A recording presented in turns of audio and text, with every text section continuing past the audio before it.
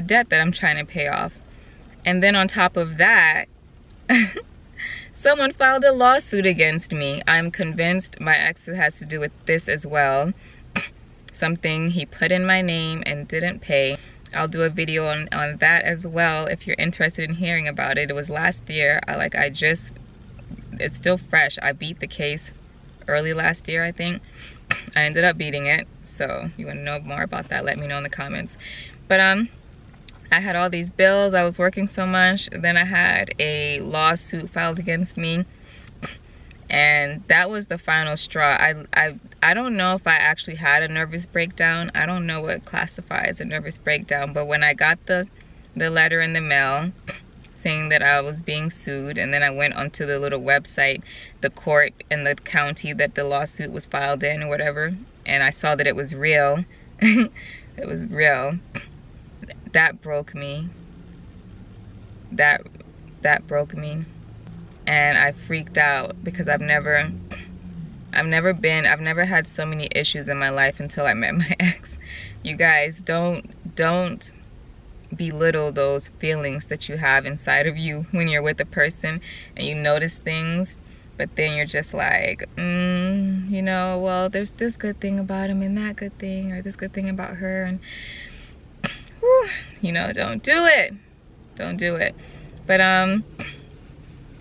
yeah, that really messed me up, having the lawsuit, and I freaked out. But then I called my parents and I was freaking out because I was getting more letters in the mail and they were serious, you know, talking about garnishing wages and stuff. Like, this could ruin me. That's what I felt like, you know, like, what the heck, man. And I freaked out. At one point I just couldn't take it anymore. I woke up, and as soon as I woke up, like literally as soon as my eyes opened, tears started falling out. And the heaviness on my chest, it like crushed me. My chest couldn't hold it anymore, and it just crushed me. And I felt it. I felt it in my stomach and in my heart. And I just started crying and crying and crying. I couldn't breathe. I was hyperventilating. I couldn't see. I couldn't breathe. I couldn't walk. I couldn't eat. I couldn't do anything. Yeah, after I had that, maybe nervous breakdown, almost nervous breakdown, panic attack, anxiety attack, I don't know what it was called, but after that happened, that was when I knew I had to make serious changes in my life to get rid of this debt. I can no longer be a slave to debt. I swear I am so close, and once I'm done, I am done. I'm not the type of person who says one thing and does another. Anyone who knows that about me, anyone who knows me knows this about me. I say things and it gets done. At some point, eventually, it's going to happen. And I was like, I can't do it anymore. I have to get rid of this debt. This debt is the only thing that keeps me from living, from being free, from being truly free, you know? It's the only thing that keeps me from that. Like, I'm smart enough. I know that we don't need to make a ton of money to be happy. I know that as long as you don't have debt and you live frugally, I feel like I'm saying it weird. I know that we can have the best life ever. You could make $20,000 a year, $30,000 a year, and live like you're rich if you don't have debt and if you keep yourself away from debt. And I'm very frugal. I'm very, very frugal. So all I need to do is get rid of this debt, and whatever money I have is my money. Pay my normal monthly bills, and then just save it and do whatever I want with the rest and just chill. Live minimally and simply. And that is my goal. That is what I'm working towards. That is this journey I'm about to share with you guys. Moosa and I, we are on a goal. We have been through it in life, like so many of you guys. That's why we want to start this channel, to encourage you all the way we've been encouraged by other people online who have changed their lives. They're just normal people like us. We're normal people, and I cannot wait to look back at this video and see how far I've come. That's why it's so nice documenting this journey. But I knew something had to give. I knew that once I got rid of the debt, I would be fine. So I had been watching van life YouTubers for years, since, well, it hasn't been around that long, that popular that long, but for the last few years I had been watching van lifers, just because their whole vibe, I hadn't really cared about living in a van when I first heard of it. It wasn't my goal, but their whole vibed with me. So I was just into the van life community, even though I had no plans to join it. But then once life started becoming too much for me, I was like, okay, let me think about this van life.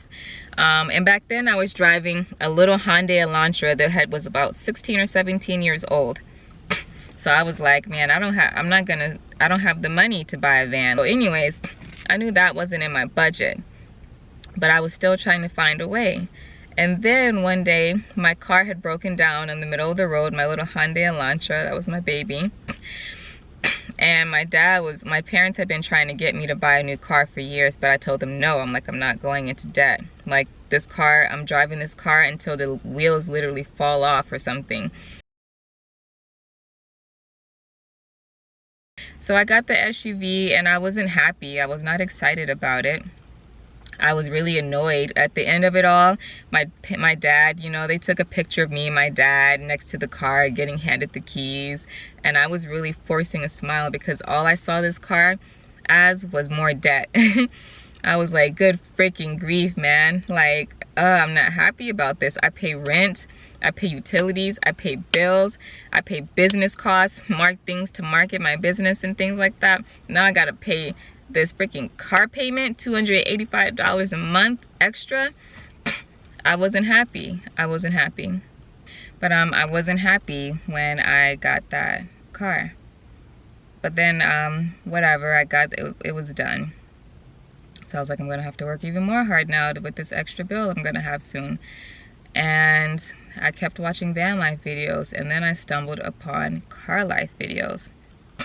I was like, I can do that. I've done it before, like for one night or 2 nights, driving places and just sleeping in my car at a rest stop or whatever.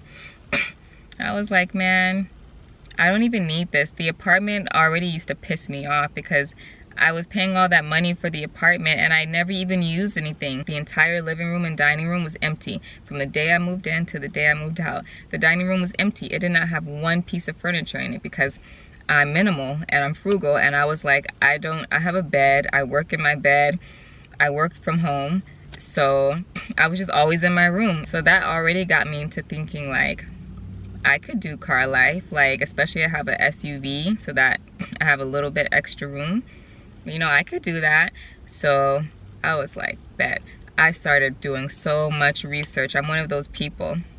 Like, I research. I research hard. People would think I come with these crazy ideas because I'm someone who's always doing, not always, but I'm someone who has made several big changes in my life. Like, I wasn't born Muslim, you know, but I became Muslim. People thought that was a phase, and it wasn't. I became vegan. People thought that was a phase, and it wasn't. I became really into natural stuff, you know, stopped relaxing my hair, cut my hair off and stuff, and just let it grow natural. People thought that was a phase, but it wasn't. So I'm someone who, I make extreme changes in my life, and I stick to it because I do. All of these things seemed to other people like I just came out of nowhere. Like, hey mom, I'm cutting all my hair off. They always thought that I would come up with these crazy life changes out of nowhere. Like, does this girl think? What is she doing? But little do they know that I research hard and I research long. I could research something for weeks, months, or even years, like I did with van life. So I started doing so much research and taking notes. I would take notes of products people would purchase for their van life or their car life, and I would put it on my phone. That's when I started learning about the Goal Zero Yeti, learning how the different ways people can sleep in their cars, everything. It was like, I watched YouTube so much, but it became like work, like a part-time job. I started mentioning it to my fiance slowly, like, you know, I'm really thinking about this, yada, yada, yada. He offered to help me with the rent. He was like, he'll pay half the rent for me. But I was like, no, like that money could be money you're saving towards our goals of having an RV, because we do hope to have an RV, and we're gonna document that on this channel as well. And my fiance, he's like a free spirit. So he worried about my safety and everything, but he was like, I support you. And I started showing him YouTubers to watch so he could learn about the lifestyle. And I started telling him, like, once he was on board, I started telling him the things that I needed on my list, and I sent him a list of it. And basically we went through the list. Like, I bought a ton. We started buying things on the list. He bought me my Goal Zero Yeti. He paid someone to have my bed here built for me. But we started slowly over the months buying few things after a few things here, a few things there, as it was getting closer for my lease to end on September 1st. And yeah, and then that was it. But we spent some money, but still it was so much cheaper than what I hear van life people say they spend. So that's another reason why I want to share my journey online, because so many people think they have to go out and buy a van or whatever to do it. But if you have a car already, whether it's an this isn't even a full SUV. This is a mini SUV. It is not much bigger than a normal car. It really isn't. But whether you have a normal car, a mini SUV, a SUV, whatever, you don't have to go out and buy a van if you want to try this lifestyle. So yeah, it was real. I gave my notice to my apartment complex, and then the next thing you know, September 1st was here.